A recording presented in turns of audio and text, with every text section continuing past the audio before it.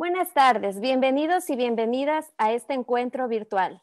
Soy Gabriela Punín. Comenzaremos en pocos minutos. Estamos esperando que todos puedan conectarse a esta transmisión.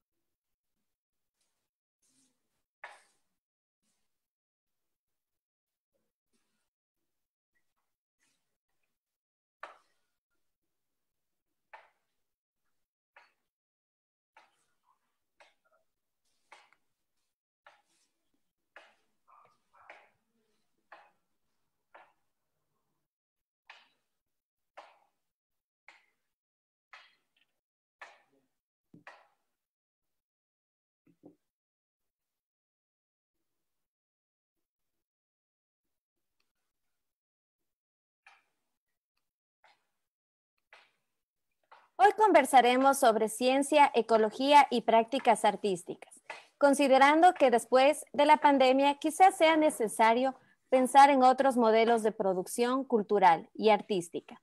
Y lo haremos junto a dos invitados muy especiales. Bienvenida Marta, bienvenido Oscar. Hola, ¿cómo estás? Hola Gabriela, hola Marta, un gusto estar acá. Quisiera hacer una corta presentación de nuestros invitados. Marta es máster en Historia del Arte y Cultura Visual por la Universidad de Oxford y candidata a doctora en la Universidad de Leiden. Ha estado explorando la intersección entre el arte y la biología, trabajando en laboratorios de investigación y demostrando que las nuevas tecnologías biológicas se pueden utilizar como un nuevo medio artístico. Actualmente es directora artística de Ectopía, un laboratorio de arte experimental en Lisboa, y directora de Cultivamos Cultura en el sur de Portugal. Oscar.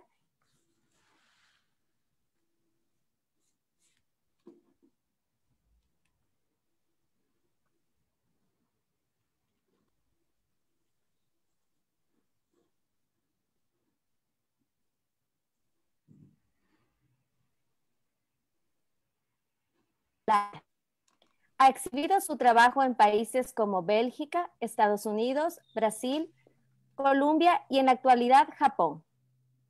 Bienvenidos. Gracias. Gracias.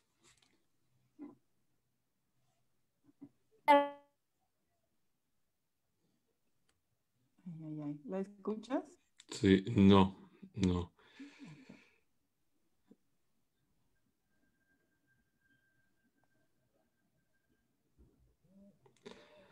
¿No me Oye, escucha?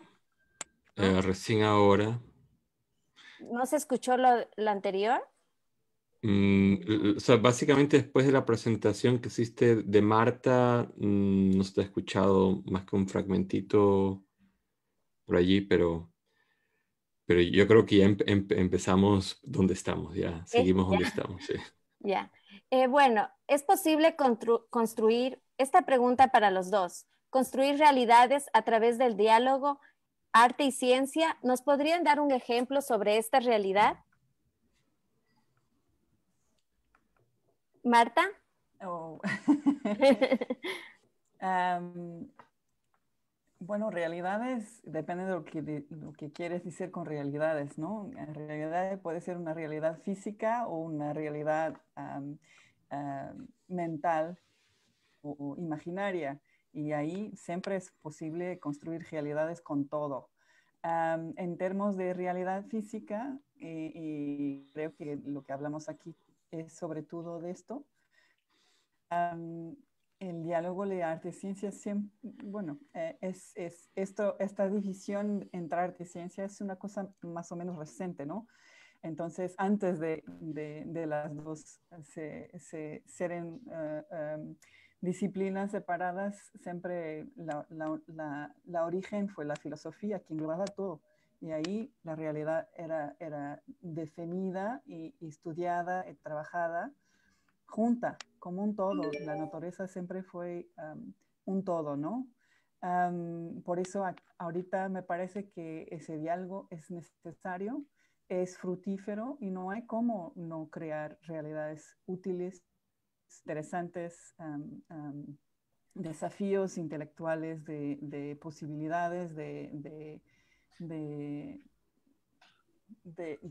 de dónde vamos, ¿no? De cómo pensar el futuro, el presente, cómo pensarlo, lo que hicimos hasta ahora.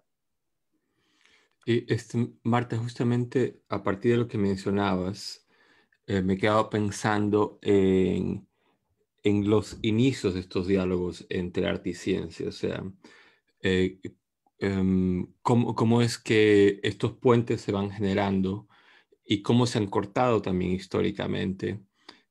Por un lado, tenemos, bueno, casi un problema inevitable, o no, no un problema, sino una característica inevitable de la ciencia moderna, es la hiperespecialización, ¿no? Y digo que es inevitable y debido al grado de complejidad de los conocimientos.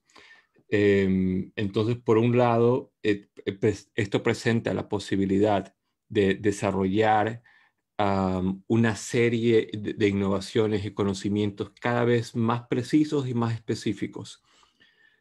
Pero obviamente se genera a partir de ello el problema de la falta de conectividad entre hiperespecializaciones, ¿no?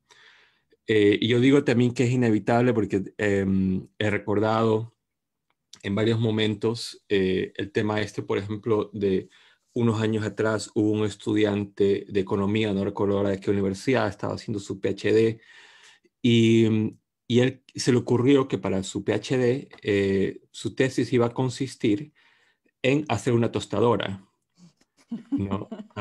Y él quería construir la tostadora completamente de inicio a fin, sin comprar las piezas individuales de la tostadora y ensamblarlas simplemente, sino también hacer las piezas de la tostadora. Se pasa los 4 años del PhD de economía haciendo esto. Le cuesta decenas de miles de dólares hacer una tostadora. Y finalmente lo logra hacer, ¿no? Completa su tostadora y quema el pan. Eh, entonces, menciono esto porque este simple ejemplo de la tostadora demuestra cómo la hiperespecialización es tan importante para los tipos no solamente a nivel científico, sino también al desarrollo específico de tecnologías, de cómo algo tan sencillo como una tostadora depende de que cada elemento, y probablemente vamos a encontrar no solamente cientos, sino probablemente miles de patentes para la realización de una tostadora que demuestran esto, ¿no?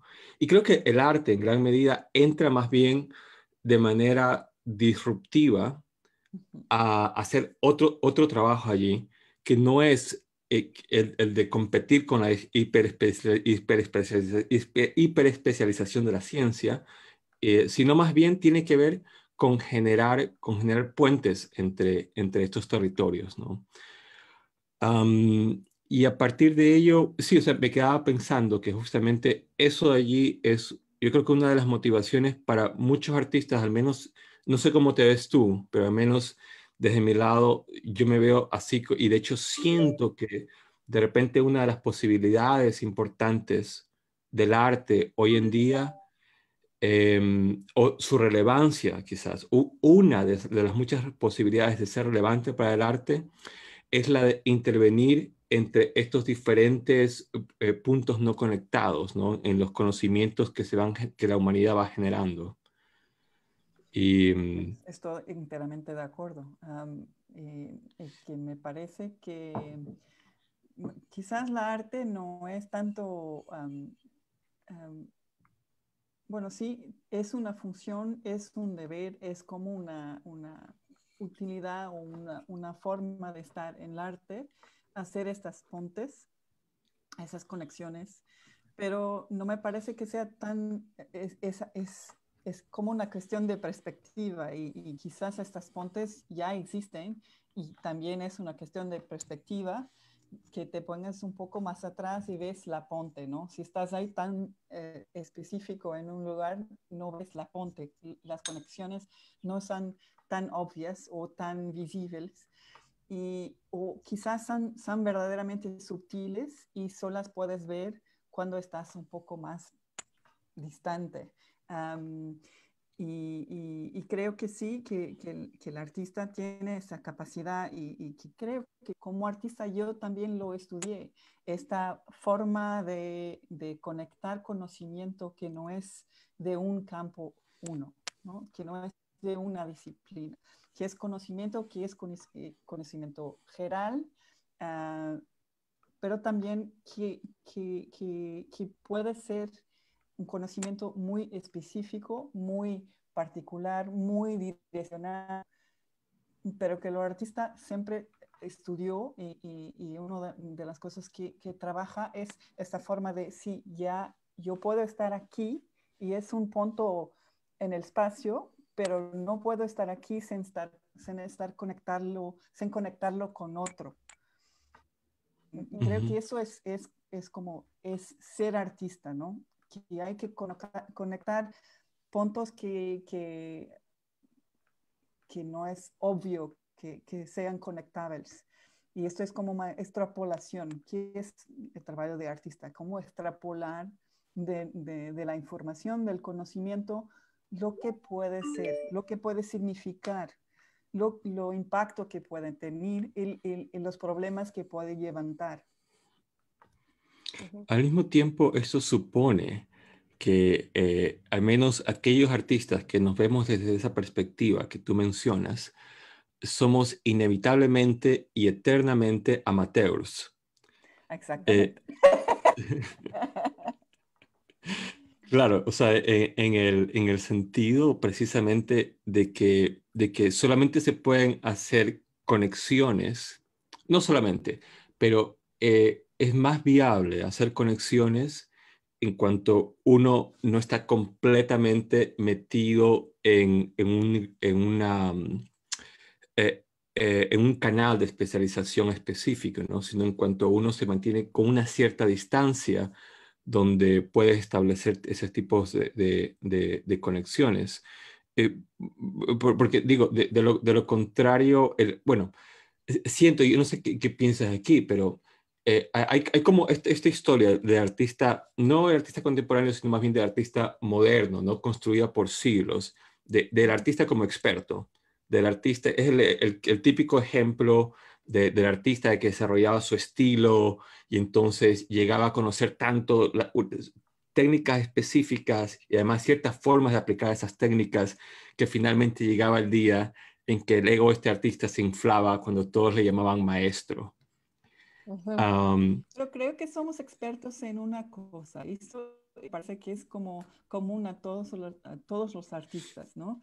Que somos expertos en traducir conceptos complejos, ¿ok?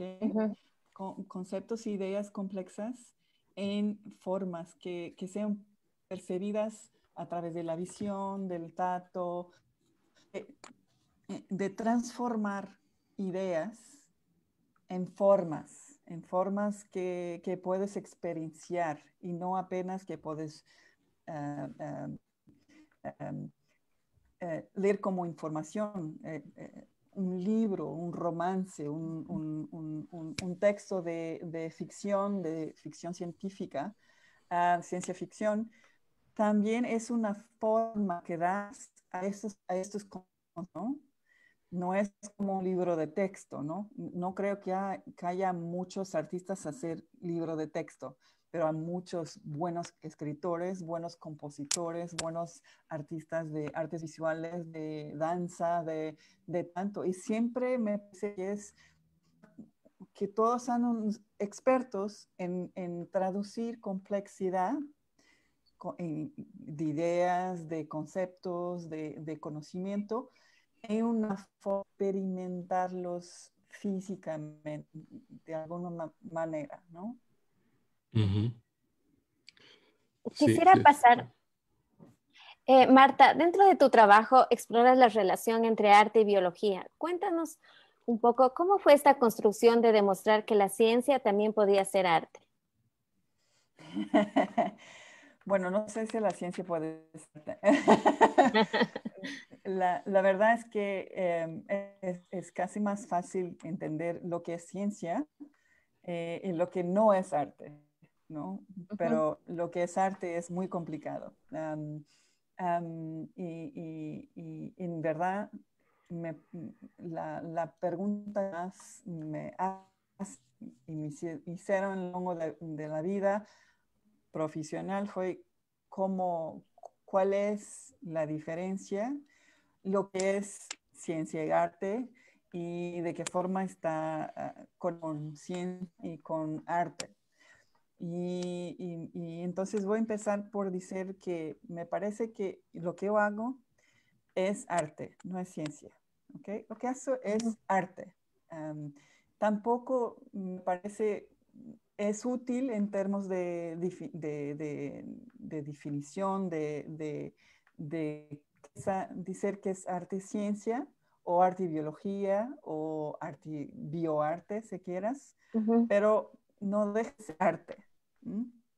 Y tampoco es ciencia, porque no estoy buscando las mismas cuestiones o respuestas que la ciencia. Tampoco uso el método científico puro para conseguir resultados. Mis resultados pueden ser un en la vida. No hay resultado científico que sea suficiente encontrar un. Um, por eso lo que hace no puede ser arte por exclusión de partes, sino, sin nada más, por exclusión de parte lo que hace es arte. Um, lo llamamos articiencia porque tiene un contenido científico y tiene una base de conocimiento científico más intensa do que de las artes que ves en un museo de arte contemporánea. Pero es arte y entonces para mí sigue siendo una forma de pensar complejo, como dice anteriormente, apenas lo que me interesa ahorita, porque es Ujú, parte de ahora, es entender cómo el conocimiento que está cambiando muchísimo. En verdad, ciencia es la área de conocimiento de hoy que más avanzo tiene. Por eso me permite perspectivar y poner la vista en problemas que siempre habíamos tenido como identidad, que es mi tema preferido, de una forma completamente transformada. Es lo que interesa en términos de diálogo entre arte y ciencia. ¿Cómo puedo utilizar el conocimiento que viene de la ciencia? Porque si ese me sorprende, me hace pensar de otra forma y utilizarlo para por en perspectiva los problemas que tenemos en arte, como lo que es identidad, de quién somos nos, de dónde vivimos, para dónde vamos, cómo pensamos la naturaleza, cómo pensamos la forma, cómo pensamos la unidad, cómo pensamos conceptos metafísicos y que siempre fueron del foro de la filosofía y del arte, pero que ujú. ahorita están tiene que ser entendidos con conocimiento que está siendo producido ahorita.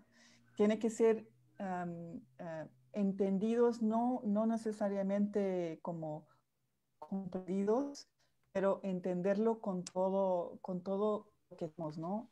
Somos seres racionales, pero somos seres de emoción. Y entonces también me parece importante que a través de la emoción podemos sentir ese conocimiento, que el conocimiento no es apenas vivido en forma racional, ¿no? Ujú. Oscar, a lo mejor, ¿no? Oscar, ¿Cuál es la pregunta? hablando de arte y Ujú. ciencia, ¿cuál crees que son los obstáculos para que esta interdisciplinaridad no se la considere como un trabajo de laboratorio o de tecnología? Ujú. Bueno, antes que nada, yo quería más bien comentar la pregunta anterior. ¿Quieres que la repita? Sí, porfa. Dentro del trabajo que exploras la relación entre arte y biología, cuéntanos cómo fue esta construcción de demostrar que la ciencia también podía ser arte. Ya, o sea, aquí más bien la perspectiva, y yo voy a proponer una perspectiva que en algunos lugares yo creo que se encuentra con la de Marta y en otros lugares va a tener otras aristas también. Entonces, mi trabajo tiene más bien yo la veo más bien como una red extensa de relaciones entre ciencia ficción, epistemologías indígenas, capítulos olvidados de la historia de la ciencia, también con nociones de decolonizar la ciencia y al mismo tiempo el trabajo con científicos contemporáneos. De alguna manera, esto es como una matriz desde la cual se genera mi trabajo artístico, más que, y no es puntualmente con la biología, ¿no? Que quizás la pregunta en ese sentido es más relevante al trabajo de Marta probablemente. Yo trabajo, sí, y de hecho ahora voy a mencionar que trabajo con astrofísicos en Leiden. Y ahora escuchaba en la introducción que de hecho Marta estás obteniendo tu PhD ahora en Leiden precisamente. Y, bueno, o sea, quizás podría en algún momento de la conversación hablar de un proyecto puntual donde pueda hablar de estos encuentros, pero también dentro de prácticas científicas o de áreas científicas tú encuentras también que hay unos cruces muy fascinantes, por ejemplo, en el área de astrobiología, que es obviamente el encuentro entre biología y astrofísica. Y bueno, hay mucho allí de que conversar, pero puntualmente, volviendo a como a las aristas desde las cuales se genera mi trabajo, tiene que ver con este encuentro. Además, yo quiero mencionar algo que se conecta con esto y también con el inicio de la conversación. Y es que yo me considero artista y cibernetista también. Y aquí la cibernética tiene un rol primordial en la forma en la que yo entiendo mi práctica. Y quizás para los colegas que se conectan, amigos que quizás no están familiarizados con este término, con esta palabra, vale la pena quizás que brevemente aclare a qué se refiere. Y si está bien, me tomo un minuto para explicar esto. La cibernética es considerada una especie de metaciencia o de forma de pensamiento transdisciplinario que emerge en la década de 1940 y de hecho de la cual los artistas que trabajamos en diálogos interdisciplinarios o transdisciplinarios, por ejemplo, entre arte y ciencia, somos tremendamente deudores. En muchos casos no sabemos, pero mucho del lenguaje que usamos es de la cibernética, no viene del mundo del arte.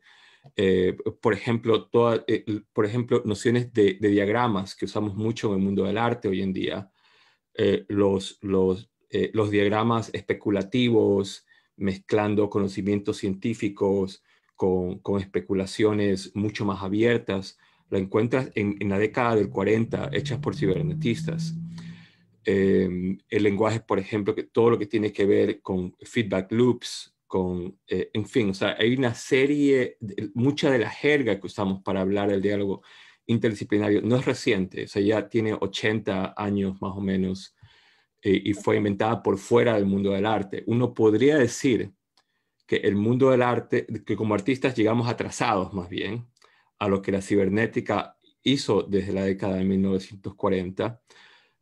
Y te encuentras experimentos maravillosos hechos por estos científicos disidentes de la cibernética. Y para ir cerrando un poco esto, que lo estoy dando así un poco, es muy, muy general lo que estoy diciendo, pero básicamente la cibernética proponía un cambio fundamental en ciertas concepciones básicas con las cuales comprendemos el mundo. En realidad es casi también una metafísica científica, en el sentido de que proponía de que em, pasar de hablar desde la perspectiva subjetiva de organismos a la perspectiva de sistemas. Entonces, cibernetistas, por ejemplo, solían decir, no pienses como un ente o no pienses como un individuo, piensa como un sistema, ¿no? Entonces, había un énfasis en la interconectividad, en ver el mundo no como la suma de individuos, sino ver el mundo como algo que está hecho por sistemas y donde nosotros mismos, los seres humanos, somos un sistema, ¿no? Y a partir de eso hay un concepto bien importante creado por dos biólogos chilenos. Empiezan en los décadas del 50, finalmente el concepto emerge ya en los 60, que viene de la cibernética, que es el concepto de autopoiesis, que inventan Varela y Maturana, ambos biólogos chilenos fascinantes ambos a nivel científico, filosófico, súper inspirador para los artistas, quizás artistas jóvenes que nos estén viendo ahora, que les interesa justamente este diálogo. Yo le recomiendo mucho que siempre a artistas jóvenes, a colegas, que revisen el trabajo de Humberto Maturana y de Francisco Varela. Y Ujú, también como un recordatorio de los aportes de los científicos latinoamericanos al diálogo científico global, ¿no? Que también a veces queda, que no es muy visualizado a menudo o es olvidado. ujú. En el siglo XXI seguimos muy cerca con la vida no humana. Marta, ¿cómo crees que la forma de manipular especies no va en contra de la bioética? Bueno, en esta pregunta, Gabriela, me dejo como dos puntos importantes. Uno es, Ujú, no sé si estamos más cerca de la vida no humana ahorita, lo que estuvimos antes, ¿no? Cuestión de lo que tenemos en enfoque, ¿sí? Me parece muy importante que veamos la vida en totalidad, humana y no, como decía Oscar, en un sistema, que están conectadas todas, que no podemos hablar de la nuestra sin hablar de la de todos, de todo, ¿no? ujú, Y eso sí, me parece que ahorita estamos llegando un poco más cerca de entender, de sentir, de comprender, de intuir un poco esta complejidad que existe, esta conexión entre las vidas, entre toda la vida, ¿no? Que no podemos quitar una sin que haga una repercusión importante en todas. Y en verdad los conceptos que hablaba Oscar son fundamentales para ese entendimiento que tenemos hoy de la vida no humana conectada con la vida humana, que nuestra sobrevivencia depende de comprendernos esa conectividad que hay entre todos ujú, los sistemas terrestres y hasta fuera de la Tierra, ¿no? Que no se puede hablar de una cosa isolada. La segunda parte de la cuestión que me llamó atención ujú, es la cuestión de bioética, ¿no? ujú, Que es una cuestión que es importante para todos, que está conectada con esta perspectiva de vida, pero bioética no es lo que es cierto o lo que está errado, ¿no? No es como un sistema de juzgamiento, es un sistema es en sí también un sistema que está muy conectado con la sociedad donde vive. Una cosa que ahorita no es considerada ética y sana, hace 50 años atrás sería perfectamente normal. Eso es importante entender en términos de bioética, ¿no? que hasta en los años 60 la ética y lo que se podría practicar en términos de investigación científica no es así ahorita. Y la arte es quizás también algo que está muy conectado con lo tiempo presente, ¿no? Por eso me parece perfectamente natural y como no se puede desconectar, la arte que vemos de hoy tiene que tener cuestiones de bioética, tiene que tener cuestiones de ética, de cuestiones políticas, cuestiones de lo no humano, porque esta es la realidad que estamos viviendo ahora. Esta pandemia lo tornó muy visible también, ¿no? Que es una cuestión política, es una cuestión de sistemas, de global, del todo, y no apenas de un individuo. Quizás, bueno, me parece que esta pregunta es fundamental comprenderla y mirarla ahora, porque hay que entender que la bioética es una cosa del tiempo presente y que cambia conforme los valores y las prioridades de cada tiempo, y que más importante de lo que la bioética son esos valores, cómo entendemos el valor de la vida humana y de la vida no humana, cómo entendemos las relaciones entre ellas. Y todo esto está conectado. Por eso me parece bastante claro que no podría ser de otra forma. La arte tenía que trabajar cuestiones, traer al público, al espacio público, cuestiones que hasta 20 años atrás apenas se hablaban en puertas cerradas, en comités de ética, que no estaban nada preocupados con la percepción pública de lo que hacían los científicos en sus laboratorios. Ahorita no es posible trabajar y hacer ciencia así. Y tampoco la arte puede estar como cerrada en su estudio.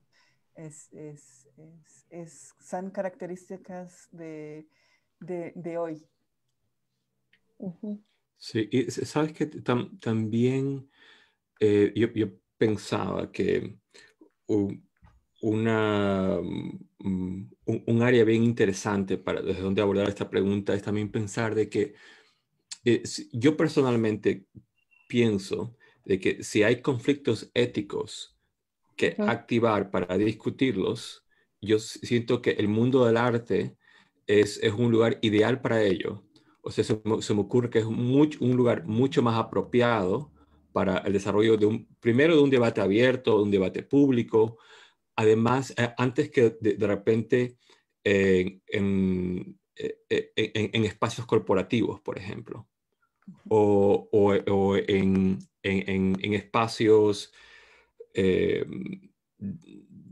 donde los fondos militares, por ejemplo, son muy activos también, que el mundo de la ciencia, hay que recordarlo, tiene a nivel financiero, tiene unas relaciones muy conflictivas y son históricas, en ese sentido no son nada nuevos, con el aparato militar y también con el aparato corporativo.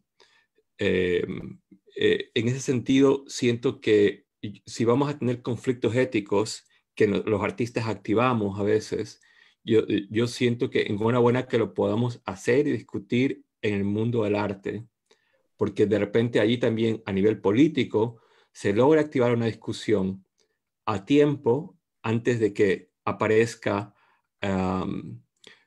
con todo un aparato publicitario detrás desde estos grandes poderes económicos que en cierta medida, no totalmente, pero en cierta medida determinan varias aristas de las investigaciones científicas. Y soy muy cuidadoso también en este aspecto crítico, porque sin duda estos temas deben ser obviamente, crítico con la ciencia en general. Y esto es una, bueno, esto es algo que viene de Donna Haraway, cuando ella dice, aclara de que hay que ser sin dudas críticos con la ciencia, pero no debemos basurear a la ciencia, porque para basurear a la ciencia ya existe Donald Trump, ¿no?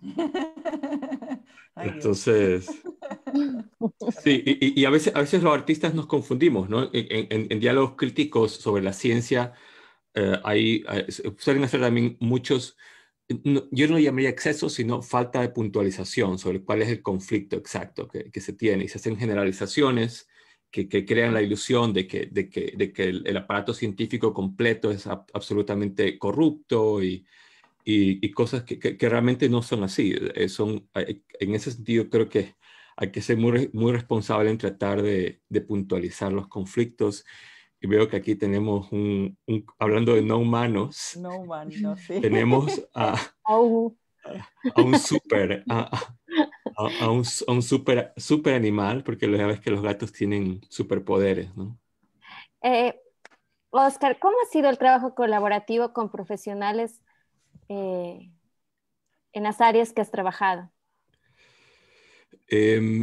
Mira que, bueno, antes que nada, el trabajo entre arte y ciencia a nivel pedagógico no me queda claro todavía dónde es que uno aprende a eso, ¿no? Se aprende, se aprende,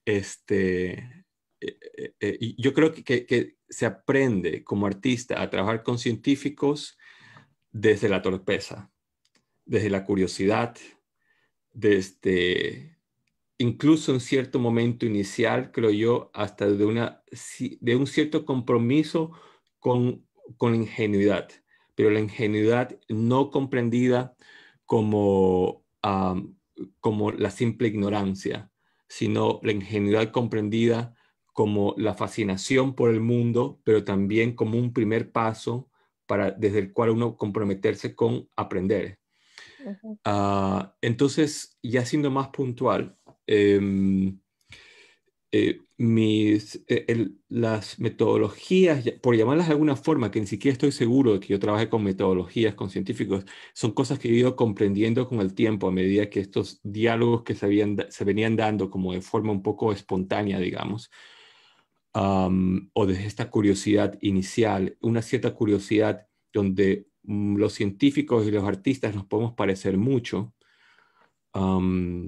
Sí, siento que en ese sentido yo vengo de allí, de compartir esta curiosidad con los científicos, y ya experiencias puntuales. Yo diría que hay tres casos típicos, de repente hay más, sin duda, pero al menos que yo identifico, tres casos típicos de colaboraciones entre artistas y científicos. El uno es el caso donde el artista ya tiene una idea preconcebida y básicamente va a buscar un científico para tratar de instrumentalizar al científico para que le ayude a hacer algo que el artista no sabe cómo hacer. Ese, yo diría, sería el caso uno. El Ujú. caso dos es el caso un poco opuesto, donde el científico tiene esta idea de que quisiera llegar a un público más amplio y erróneamente piensa que de repente, dialogando con artistas, por ahí tienen algún resultado que le permite llegar a un público más amplio que el de sus colegas. Y finalmente, el tercer caso, diría yo, que me parece que es el caso más interesante, sería el de los diálogos de largo plazo, de conversaciones de largo plazo entre artistas y científicos, donde vas desarrollando un lenguaje en común con un científico, desde el cual eres en algún momento aprendes cómo realizar la pregunta interesante. Y yo me doy cuenta que cuando he llegado con preguntas preconcebidas a conversar con un científico, que nunca logro sorprender al científico. No logro decirle algo que, o sea, más bien siempre me siento demasiado ingenuo. Me doy cuenta que es en realidad en un trabajo de largo plazo donde uno como artista, estoy hablando en este momento también desde el lado del científico, hay un proceso de aprendizaje mutuo, ¿no? Pero como artista vas aprendiendo, informándote dónde puedes primero insertar una cierta tensión en esa área científica y por otro lado aprendes a realizar la pregunta correcta. Correcta entre comillas, ¿no? No de corrección, sino correcta de que es la pregunta apropiada para generar una cierta tensión productiva. Y siento que en ese sentido son procesos, para mí han sido siempre procesos de largo plazo. Si de repente hay artistas que logran llegar con la pregunta indicada donde el científico y ya yo les tengo mucha envidia entonces, pero no es mi caso. A mí me cuesta mucho llegar al momento en que las premisas que dan inicio al proyecto comienzan a aparecer. Hay varias preguntas, personas conectadas, y Guadalupe Álvarez pregunta, ¿cada vez es más difícil activar desde el arte discusiones éticas que desafíen las pautas de la corrección política? Hay que tener conciencia que el mundo del arte ha activado una serie de mecanismos de autocensura, también de censura previa. Este es un tema crucial del mundo del arte. Hoy también afecta a las relaciones entre arte y ciencia. El mundo de las responsabilidades ante ciertos enunciados no puede negarse que muchas veces restringe o coarta. Bueno, es un comentario. Si quieren argumentar algo.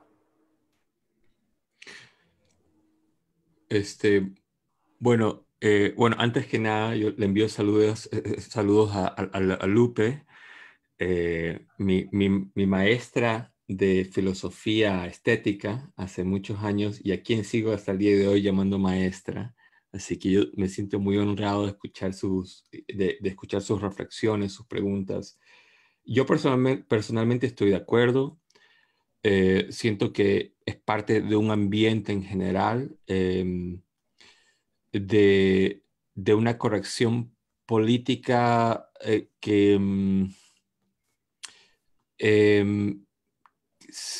a ver, me parece que aquí lastimosamente voy a caer en algunas generalizaciones. Voy a ver si de repente a medida que comienzo a hablar logro ser más puntual, más concreto. Pero por ahora sí decir que hay una cierta, me parece que hay una cierta tribalización de la sociedad, donde los códigos de la tribu tienden a reforzarse de tal manera que me parece que hay muy poca porosidad, ¿no? Me parece que sí es cierto que en ciertas ideologías que son más o menos dominantes dentro del pensamiento crítico, hay una tendencia a una especie de código purista donde si uno, hay como un test, ¿no? Que casi nadie pasa, que es el test de una cierta, muy ideológico. Y en fin, yo me lo he encontrado ayer, en estos días en redes sociales y todo, entonces lo tengo muy presente. Um, sí, este aspecto de la tribalización de la sociedad me parece que sí es muy latente, ¿no? Y fíjate que tampoco es nuevo por otro lado, al menos en el caso latinoamericano, donde, por ejemplo, el mundo intelectual ha sido generalmente un mundo de izquierda. Fíjate que por ejemplo, durante gran parte del siglo XX, a los intelectuales liberales les, em, eran muy fácilmente acusados de ser fascistas y de cosas, o sea, se usaban adjetivos muy fáciles en contra de los intelectuales liberales y no les iba tan mal a los intelectuales estalinistas, por ejemplo. En la tradición latinoamericana el peso del estalinismo en el siglo XX fue muy fuerte.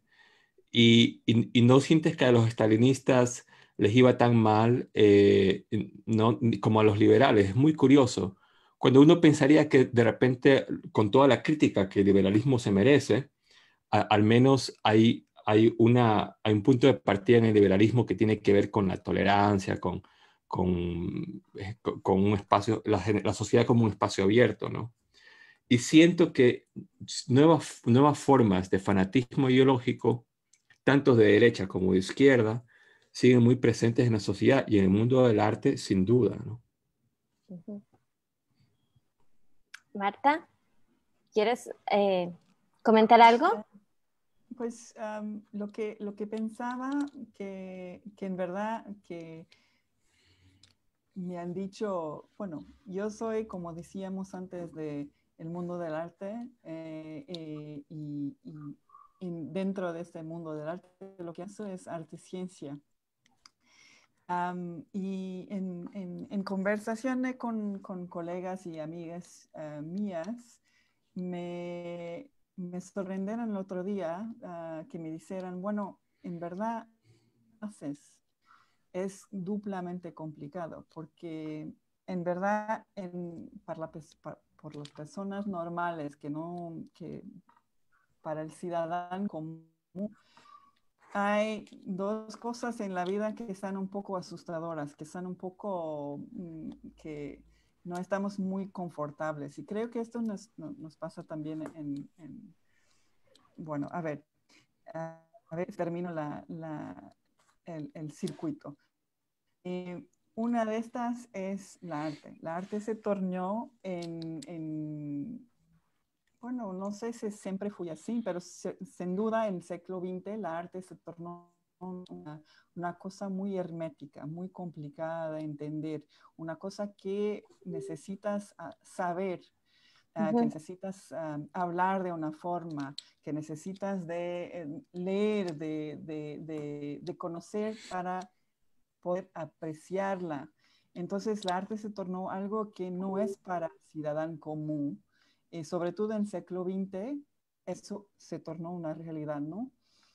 Entonces, para el ciudadano común de ahorita, que tampoco en la escuela aprende mucho lo que se puede hacer en arte, ir a un museo, ver arte contemporánea, es siempre algo que no sabemos mucho cómo conectar y que es complicado de conectarnos con esas piezas, ¿no? Además, lo que hace tiene la otra disciplina que también es un poco asusta a la mayor parte de las personas comunes, que es ciencia. Ciencia, por definición, es compleja, es difícil de comprender, está súper especializada, es para personas súper inteligentes y no para el ciudadano común. Trabajando en arte y ciencia, me di cuenta en el otro día cuando me hablaban de esto que fui a unir las dos disciplinas quizás más asustadoras para una persona común, ¿no? Que para mí, en verdad, en 20 años que trabajo en arte y ciencia, jamás no tenía pensado en esto, ¿no? Me encanta aprender, me encanta conocer, me encanta descubrir.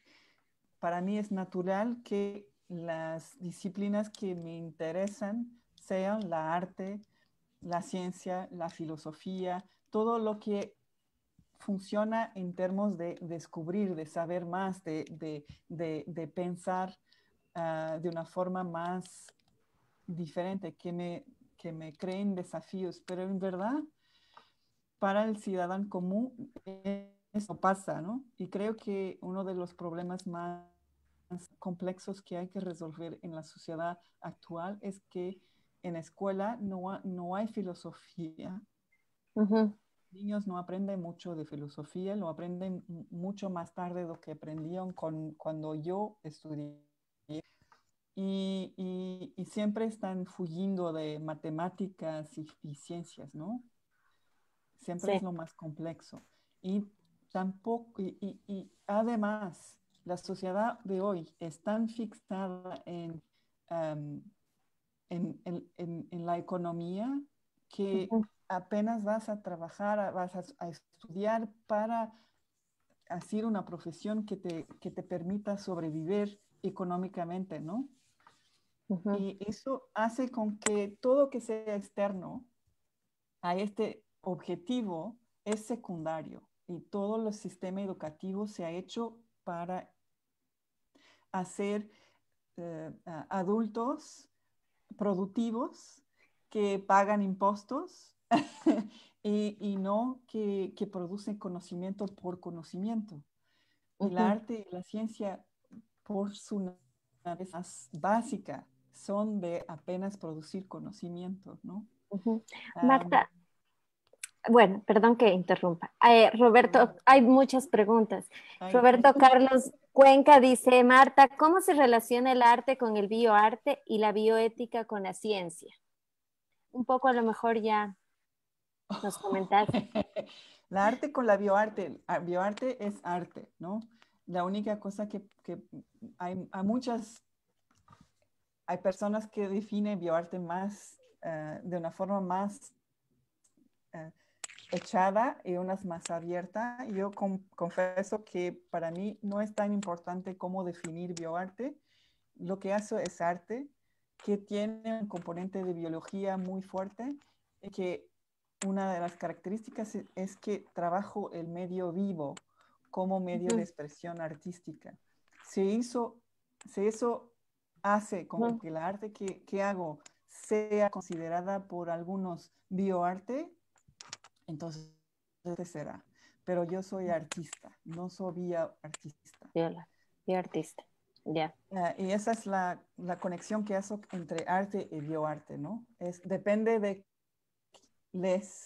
los criterios que determinas para definir una subcategoría que sea bioarte. Entre la ciencia y la bioética, en verdad me gustaría que estuvieran más próximas. Me parece que los departamentos de bioética no están tan conectados con lo que se hace en los laboratorios científicos como deberían estar.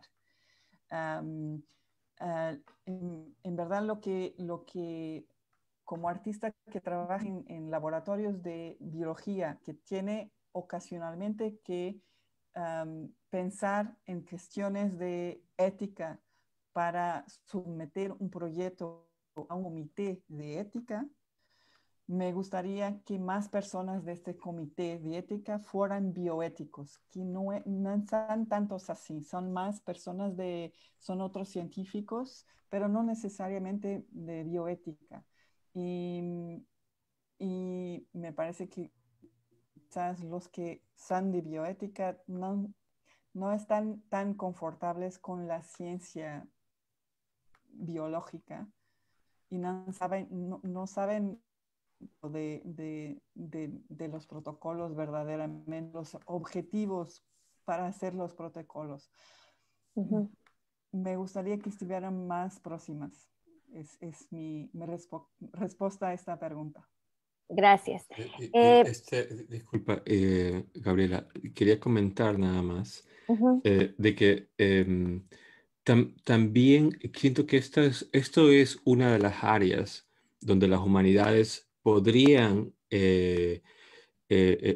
colaborar más de cerca con las ciencias. Fíjate que justamente, Marta tiene esta afiliación con la Universidad de Leiden. Yo estuve ahí un año como artista en residencia del Departamento de Astrofísica y sigo muy conectado con los científicos allí. A mí me sorprendió saber que en Holanda, en fin, que tiene una tradición liberal de humanidades muy fuertes y todo eso, un científico o un chico que ingresa a estudiar ingenierías no va a tener ni una sola clase de humanidades en su pensum.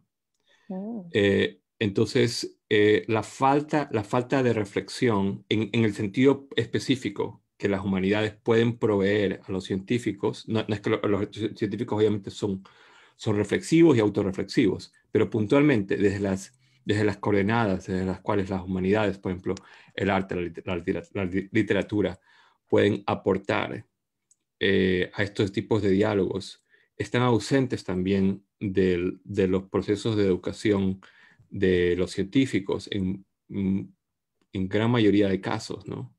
Entonces, sientes también ahí que hay sistemáticamente una ausencia de encuentros entre las ciencias y las humanidades, donde de repente las prácticas de artistas como Marta, como las mías mismo, son de alguna manera, habitan un espacio que necesita de muchas más conexiones, ¿no?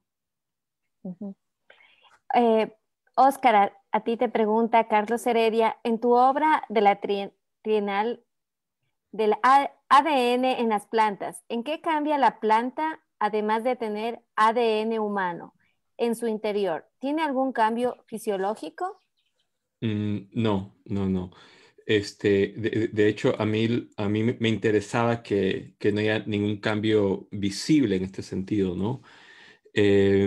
Quizás para aquellos que nos están viendo y no tienen un contexto, aprovecho para contar brevemente de qué se trata este proyecto.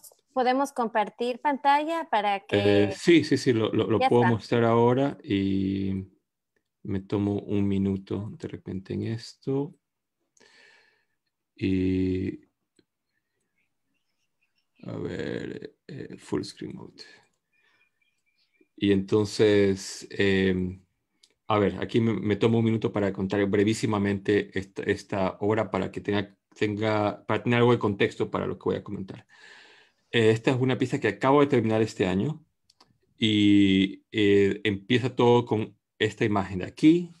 Esta es una fotografía del astronauta Neil Armstrong sosteniendo una lanza en la Amazonía ecuatoriana en el año de 1976. Yo a través de diferentes fuentes me entero de que hubo un soldado ecuatoriano que participó en la expedición científica de la que formó parte. O sea, Armstrong llega a la Amazonía ecuatoriana en 1976 para formar parte de una expedición científica que se adentró en la cueva de los Tallos. Yo me entero del caso de este soldado ecuatoriano. Hubo varios soldados ecuatorianos que fueron parte de la misión de la expedición científica con un cierto sesgo colonial únicamente para facilitar logística y para cargar instrumentos científicos. Uno de estos soldados recoge un chicle que Armstrong bota y lo guarda. Y a partir de este dato marginal de esta expedición científica, yo doy con el chicle y de aquí, a partir de esto, empiezo un proceso de trabajo con tres diferentes tipos de genetistas. Primero, para extraer material genético humano en el chicle, que asumimos que muy probablemente es el de Armstrong. No me interesa comprobarlo tampoco. Yo sigo más bien la historia aquí. De hecho, sí, no quería ir tanto por el tema de la relación entre genética e identidad, sino tomar este elemento humano que sobrevive en este elemento marginal de esta historia de la ciencia. Y trabajamos luego también con otros genetistas para poder, bueno, en el trabajo de sintetización del material genético extraído, y finalmente con otros genetistas más para trabajar en la inserción del material genético humano en el genoma de plantas. Entonces tenemos finalmente este proyecto donde se ve aquí, se trata de el ADN de Neil Armstrong introducido en plantas. Y en en este display que alude un poco a los módulos espaciales de la Estación Espacial Internacional, etc. Y entonces, bueno, más o menos la pregunta se refiere a esto. Nada más menciono brevemente que hay una razón fundamental por la cual me interesaba la relación humano-planta en este sentido. Y es porque pensando en cómo el proyecto cómo esta pieza se proyecta a futuro, en pensar el futuro, y como yo he hablado antes, me interesan elementos de ciencia ficción también. Es bien interesante notar que hoy en día es muy común que en los espacios, en misiones espaciales donde hay humanos, hay plantas. Y está clarísimo de que para poder llegar, por ejemplo, a colonizar Marte, se necesitan plantas. Hay una cosa adicional, hay estudios bien interesantes de cómo afecta la cero gravedad o la microgravedad también a plantas. Y las plantas lidian mucho mejor en general con situaciones de cero gravedad en el espacio exterior que los seres humanos. El cuerpo humano sufre muchísimo en condiciones de cero gravedad, ¿no? Degeneración de huesos, degeneración de tejido muscular, acumulación de líquidos en la parte superior del cuerpo, etcétera, etcétera. Entonces, un elemento con el que termina este proyecto, con el que pienso este proyecto como también a futuro, es que tendría más sentido que los seres humanos viajemos como plantas en el futuro. O sea, viajemos dentro de plantas, tener material genético viajando dentro de plantas humano, antes que viajando dentro de cuerpos humanos que no están hechos para este tipo de expediciones hacia el espacio exterior y de largo plazo. Entonces yo estaba pensando que justamente era ideal trabajar con material genético del primer ser humano que pisa otro cuerpo celeste, ¿no? Y en fin, más o menos el proyecto es ese, y a eso es lo que la pregunta se refería. Y dejo aquí de compartir la pantalla.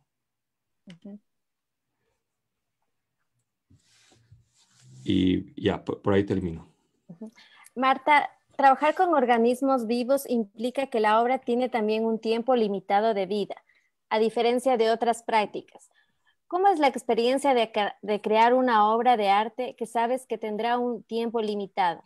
Por ejemplo, el trabajo con las mariposas.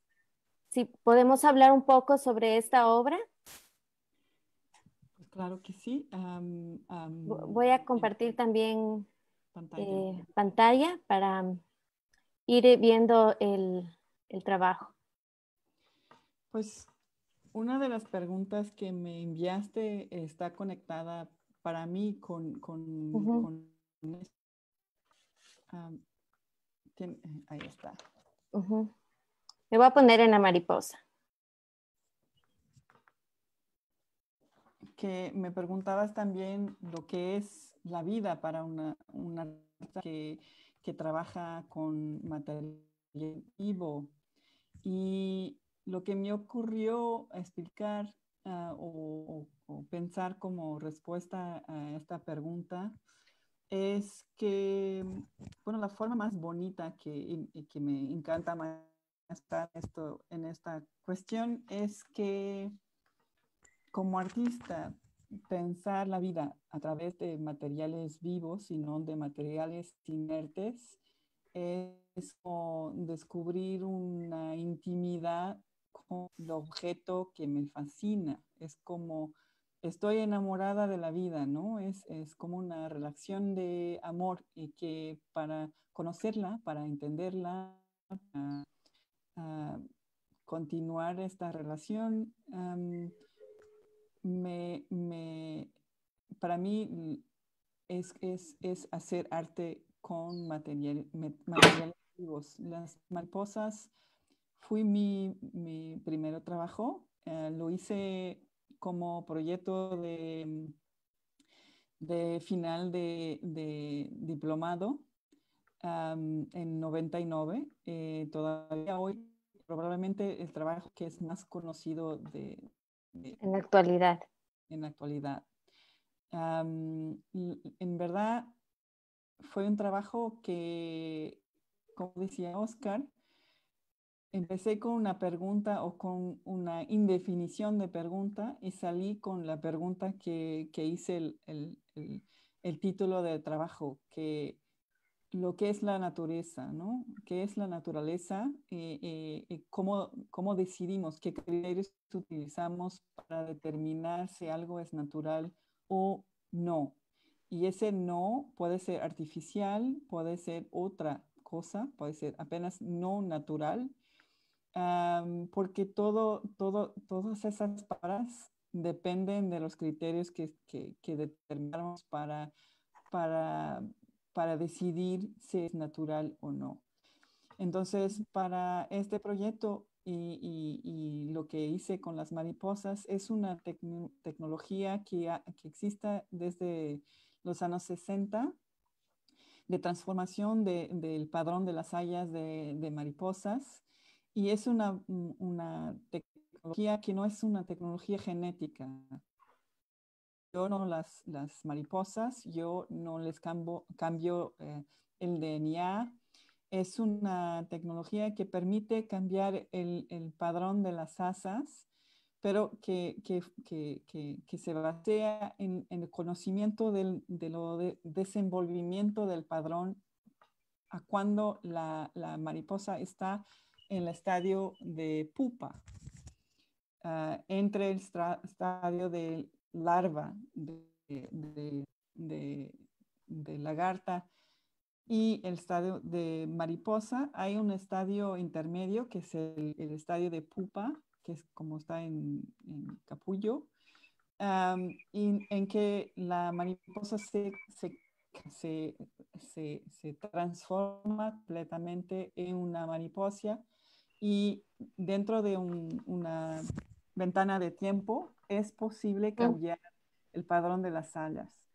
Y fui al laboratorio en Leiden que trabajaba en esto exactamente y trabajaba en las cuestiones que tenían que ver con por qué las hayas de la mariposa están así.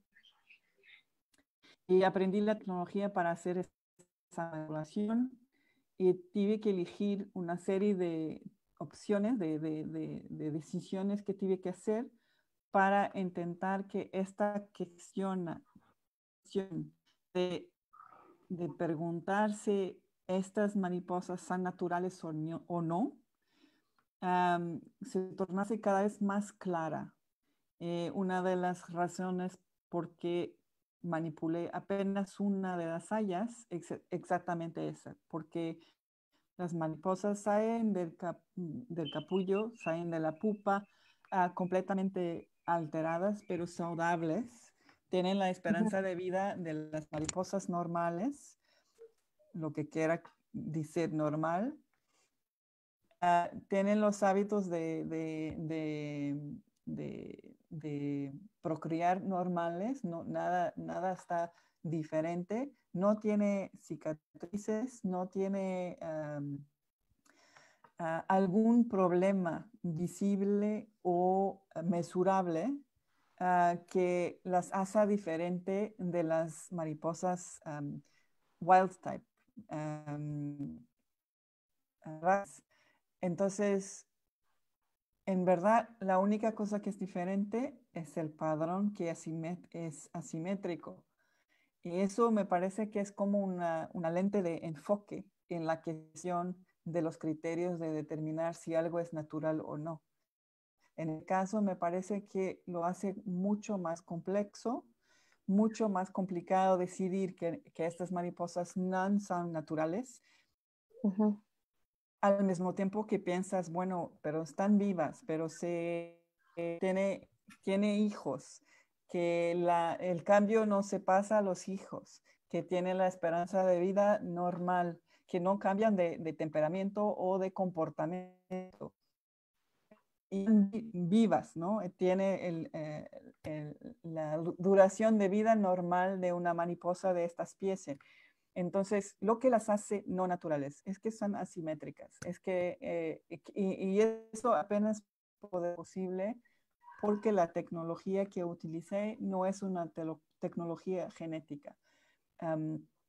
Y me parece que fue la forma más eficaz de poner la cuestión, que me parece una cuestión en términos de comprender y perspectivar que lo que determinamos cierto o errado depende de los criterios que utilizamos para decidirlo. Y Creo que todavía hoy es una cuestión importante. Estas mariposas son naturales y no son naturales al mismo tiempo, ¿no? Gracias, Marta. Otra de las preguntas para ustedes es, ¿cuál es la apertura de los científicos y entidades académicas para colaborar en sus proyectos? Bueno, puedo responder Sí. rápidamente que es un poco de suerte, un poco de experiencia, pero en verdad jamás tuve una mala experiencia. Desde este primer proyecto que estaba en la universidad completamente ingenua y inexperiente, que cuando escribí a Paul Brakefield, el jefe del laboratorio de las mariposas con quien colaboré, siempre me recibió de brazos abiertos. Siempre me respondió a los emails y, y, y, y creo que hasta el momento que dejó de ser el jefe de laboratorio, siguió llamándome su artista residente. En verdad, la experiencia que tengo con científicos siempre fue muy positiva, pero tampoco me impuse a alguien. Si en conversación con un científico uh, percebo que sí, que está siendo simpático, pero que no es algo que le interese verdaderamente trabajar conmigo, de verdad que hay muchos científicos que por dónde elegir, ¿no? Elegir. No es apenas una dirección. Cuando trabajo en Ectopía aquí en Lisbona, que una de las funciones de Ectopía es facilitar la interacción entre científicos y artistas, cuando hablo con la artista, pido que me hable del objetivo que tiene. Y ahí como unos 5 científicos para hablar con el artista, porque por veces no es el científico que trabaja en la área específica que estás buscando, pero es el científico que está más interesado en engañar contigo, en entrar contigo en una discusión intelectual de, del concepto de la pieza que te va más a ayudar a desarrollar el proyecto, ¿no? Y por tanto, por lo menos 5 científicos tienes que hablar para elegir 1, 2 o 3 que te van a ayudar a crecer en términos de proyecto, ¿no? Sí, y también la pregunta me hacía pensar, o me recordaba ahora una situación donde un par de años atrás yo estaba buscando en aquel tiempo a un neurocientífico para un proyecto puntual que tenía. Y entonces ya tenía como un boceto inicial de lo que quería hacer, al menos como un punto de inicio. Y entonces yo le envío el email a este neurocientífico y le digo, le explico así brevísimamente, ¿no? De que quería saber si había la posibilidad de con él, con ella, hacerle un electroencefalograma a un meteorito. Y quizás por contexto, para aquellos colegas que nos estén viendo y quizás no están familiarizados, hay varias técnicas con las cuales leer información de la actividad cerebral. Una de ellas es el MRI, otra de ellas es el electroencefalograma. Y entonces yo tenía una idea de que se le podía pasar de que se podía hacer circular electricidad por el meteorito, que es sobre todo hierro, y leer la manera en la que la electricidad viajaba por el meteorito como si fuera un cerebro. Y a partir de ello, decía yo, se podrían extraer pensamientos extraterrestres, ¿no? Ese era el punto de partida. Envío el email al neurocientífico y me contesta al día siguiente y me dice, qué pésima idea, nada más. Pero en realidad, o sea, más allá de esta experiencia puntual, he tenido también, la verdad, una experiencia muy parecida a la de Marta, donde me he encontrado con muchísimas complicidades con científicos que están dispuestos a dar su tiempo extremadamente valioso, con una generosidad que hay que mencionarla sin duda, para poder trabajar con un proyecto con un científico. Quizás para aquellos artistas jóvenes que nos estén viendo, vale la pena mencionar un par de cosas muy prácticas, ahora me vienen a la mente. Una de ellas, no hay que intimidarse cuando uno se acerca a un científico. O yo sé que es evidente que puede resultar intimidante cuando de repente un artista joven lo va a hacer por primera vez y dice, wow, ¿cómo voy a hacer esto? Y vivimos a veces con, sí, en fin, no intimidarse. Y lo otro es, hay un elemento aquí en la relación con los científicos que realmente tiene mucho que ver con las relaciones humanas en general, y es que el contacto directo con una persona es lo que te abre o te cierra una puerta, de que haya empatía, de que haya sintonía con alguien. Y en ese sentido, te encuentras que hay casos donde hay esa sintonía, a veces inmediata, y a veces se desarrolla también durante un tiempo más largo. Eh, pero, pero donde realmente conocer, o sea, yo creo que sí, yo siempre lo que hago, no sé cuál sea el método de Marta, pero mi método es pedirle al científico unos minutos para tomarnos un café en persona. Y ya es ese encuentro directo con la persona es realmente donde ves que se genera o no la química necesaria para poder empezar una colaboración.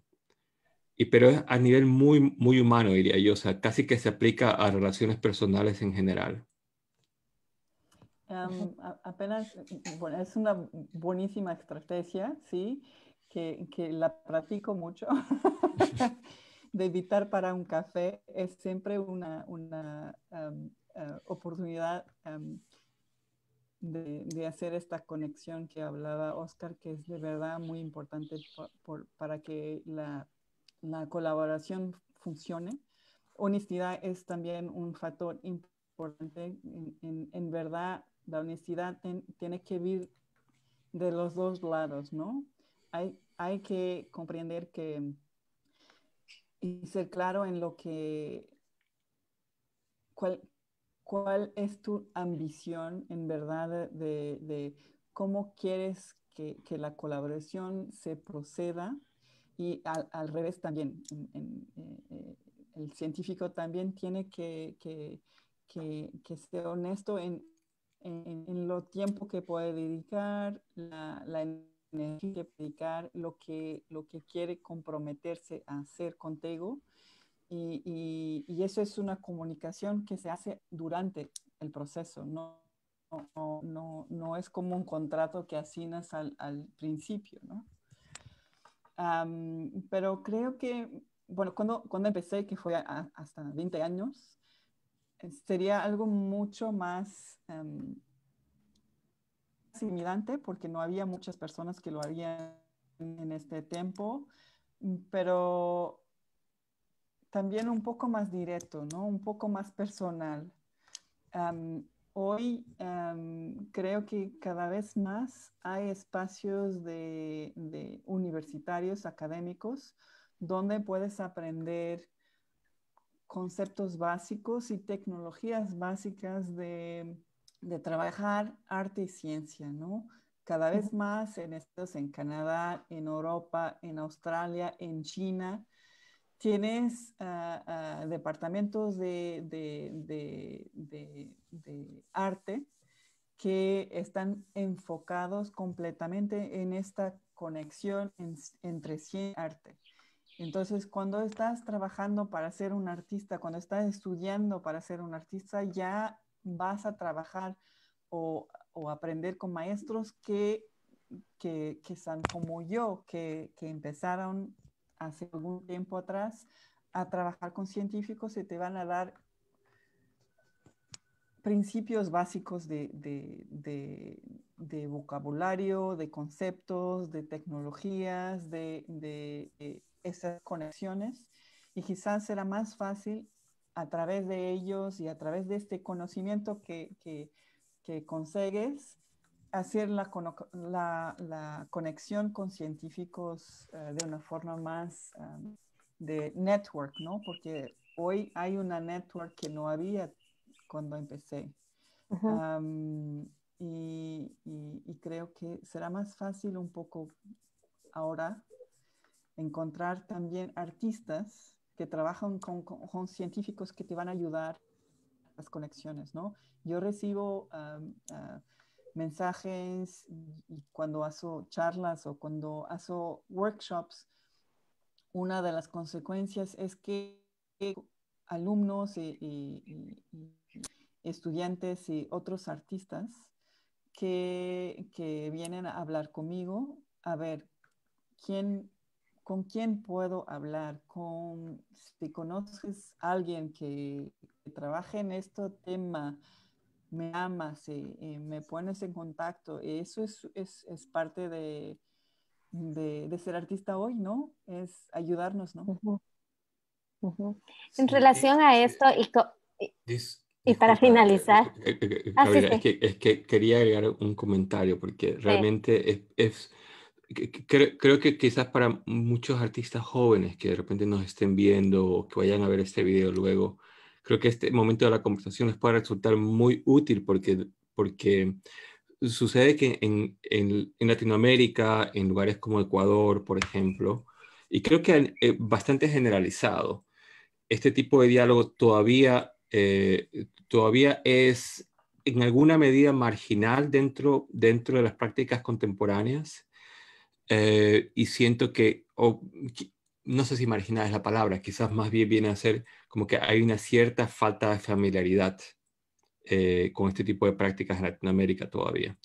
Y en ese sentido quería decir de que precisamente en lugares como Ecuador, que yo creo que el caso ecuatoriano es bastante similar a la de gran mayoría de países latinoamericanos, donde estos tipos de prácticas no están, por ejemplo, presentes en los pensums de manera clara, etcétera, y donde, volviendo a lo que Marta mencionaba previamente, donde también hay sistemáticamente unas carencias educativas desde los niños en adelante, que impide también que la gente tenga unas herramientas previas con las cuales acercarse a estas prácticas por un lado y por otro lado también en aquellos artistas jóvenes que tienen este tipo de curiosidades, sentirse que pueden desarrollarlas. Y quiero decir también de que a veces en Latinoamérica tenemos esta mala costumbre, digo yo, de asumir de que el conocimiento científico es algo que se genera en Estados Unidos, en Europa, en otras palabras, en los centros en los centros industriales, básicamente. Y te encuentras, aquí hay dos cosas que quisiera mencionar. Una, que por un lado tienes unas prácticas científicas bastante interesantes en Latinoamérica. Uno tiene nada más que ponerse a investigar quiénes son estos científicos que están haciendo cosas súper interesantes con recursos muy limitados. Estaba pensando, por ejemplo, ahora en el caso ecuatoriano, hay científicos como César Paz y Miño, el genetista, que están haciendo un trabajo súper interesante, y muchos más o en arqueología, etcétera, etcétera, etcétera. Entonces, sí hay recursos dentro de Latinoamérica también para aquellos que están allí, o sea, científicos a los cuales acercarse. Hay que buscarlos porque aquí viene el punto 2 y es que lastimosamente en el caso latinoamericano es muy común que el debate público excluya completamente a la ciencia y en gran medida también a las humanidades, ¿no? El debate público está sobre todo centrado en el chisme político de dónde se robaron la plata la última vez, ¿no? ¿Quién se robó? ¿Quién se robó qué? y eso no es conocimiento. Saber sobre política es básicamente saber sobre chismes, nada más. Y entonces las formas de producción de conocimientos que existen en Latinoamérica están muy, muy, muy, muy, muy presentes. Y para quien quiera a nivel académico estar quizás más conectado con formas de producción de conocimiento en Latinoamérica, hay un libro maravilloso del que Eden Medina es la editora, que se llama Beyond Imported Magic. Y en fin, así que por ahí nada más quería agregar eso. Bueno, para ir cerrando y de acuerdo a los últimos comentarios que hicieron los dos, yo quería, para finalizar, preguntarles en relación a esto del arte y la ciencia, ¿cuál es la aportación de la ciencia en relación a la educación? ¿Cómo se ha podido ir involucrando estos conocimientos en academia, en educación, en, en clases? ¿Cómo lo ven ustedes? Ya hablamos un poco de esto, pero es otra de las preguntas. Marta. Yo no estoy segura que comprendí exactamente lo español. Mm, eh, Allá. a ver, lo que preguntas es cómo el conocimiento que la ciencia desarrolla hoy se va a transferiendo para la educación. Sí, ¿cómo vamos involucrando el arte y la ciencia o las prácticas, por ejemplo, del bioarte con la educación o en la academia? Bueno, dos cosas. En la academia es quizás más fácil y quizás menos importante, diría, que la educación más para jóvenes más pequeños, ¿no? En términos de nuevo conocimiento, la educación y el conocimiento es como se va desarrollando, los artículos van saliendo, los libros van saliendo, las conferencias también. Eso es más, me parece más presente. Un problema que me parece muy, muy crucial, ya como ya tocamos unas cuantas veces, um, en términos de ciencia, si vas a ver la biología, todos los temas científicos y todo lo currículo de jóvenes de los 6 a los 18 años, ¿no? Al año que entran en la universidad. Se cambió muchísimo en los últimos años porque el contenido científico se ha cambiado muchísimo, ¿no? Cuando yo estudié, la genética era como casi no existente, ¿no? Ya mis hijos saben todo, no todo, pero mucho, lo que es un gene, cómo funciona la pina, todo eso. El currículo científico de la educación desde muy chiquitos ha cambiado muchísimo. En Portugal, y creo que en la mayoría del mundo, el currículo artístico es casi no existente y se continúa, no cambió nada, ¿no? Lo que se enseña a los niños de arte es lo mismo que se enseñaba a mis padres, ¿no? No hay como un esfuerzo de repensar el currículo artístico de los jóvenes y ya dice, antes prácticamente no tiene pensamiento crítico, ¿no? No tiene filosofía, no tiene, para mí es una de las razones principales porque estamos donde estamos hoy, porque estamos con problemas fake true, ¿no? De ser incapaces de diferenciar entre la verdad o los factos y lo que es pseudociencia, ¿no? parece que es un problema gravísimo, ¿no? Para el futuro, si no cambiamos un poco, esto no vaya a pasar bien. Sí, y sabes que precisamente una conversación súper interesante y complementando quizás lo que mencionaba Marta, que estoy súper de acuerdo. Ahí, bueno, por un lado, se me ocurren un par de cosas ahora, me vienen a la mente y quisiera mencionar. Una de esas es que a nivel académico, por ejemplo, de las universidades, me parece que en el caso latinoamericano, lastimosamente, se entiende las prácticas artísticas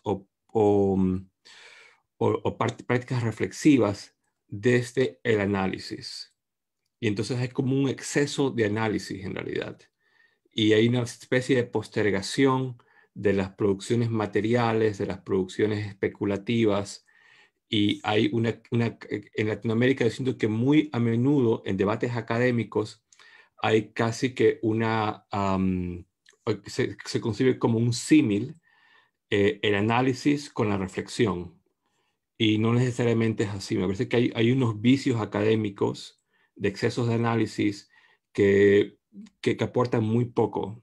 Eh, y debo decirlo, mucho del pensamiento decolonial en Latinoamérica tiende a exacerbar ciertos excesos de análisis en comparación con otras formas de producción de conocimiento y de producciones reflexivas que no pasan por estas vías.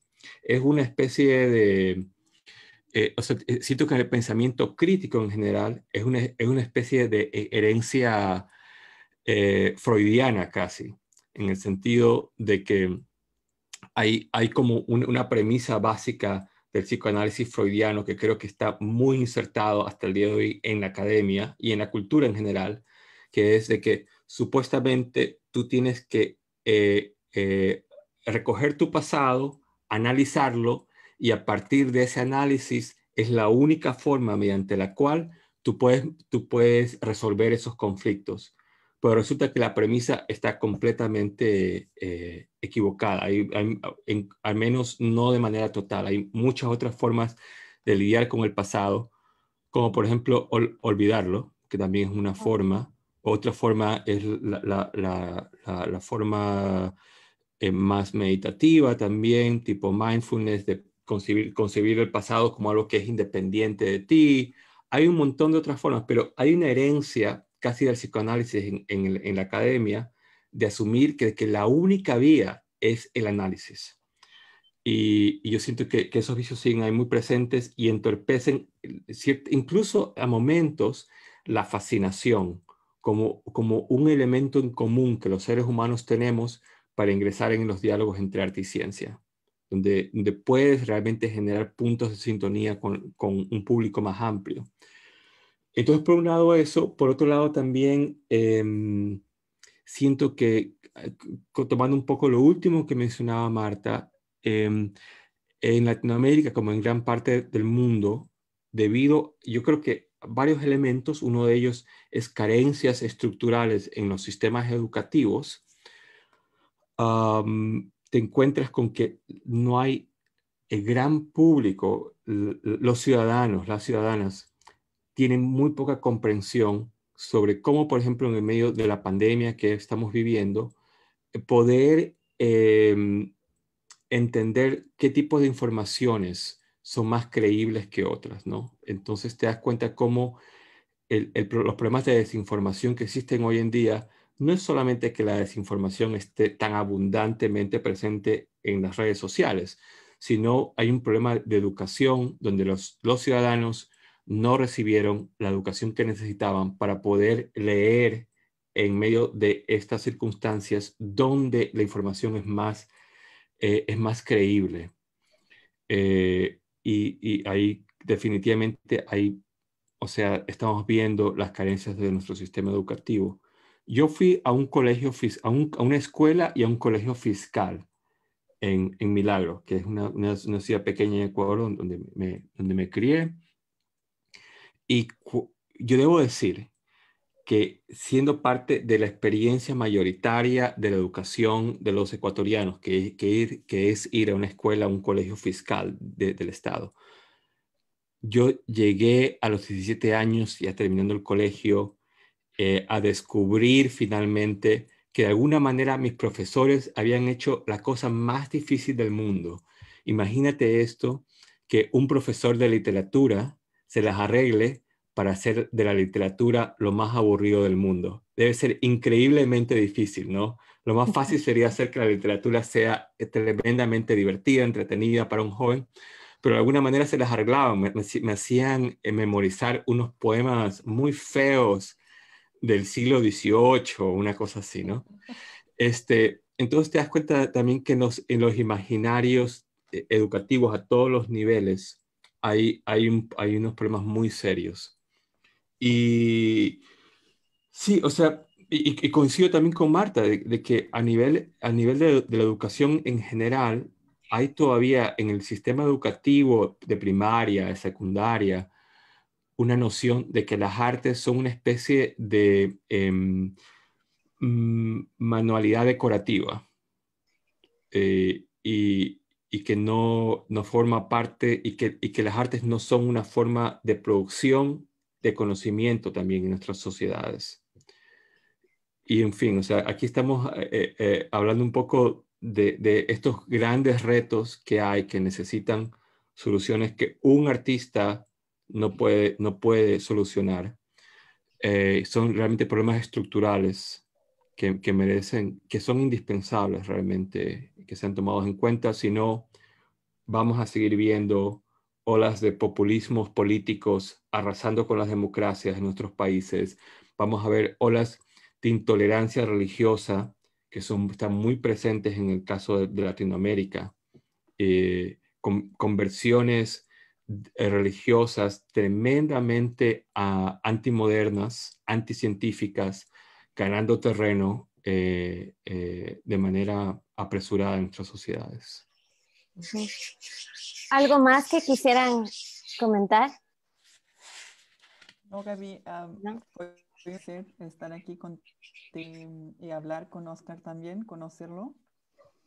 Muchas gracias por invitarme.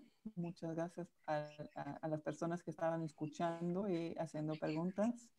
Si quieren hablar conmigo, por favor, Gaby, ponen en algún lugar mi email, mi contacto, que pueden siempre Gracias.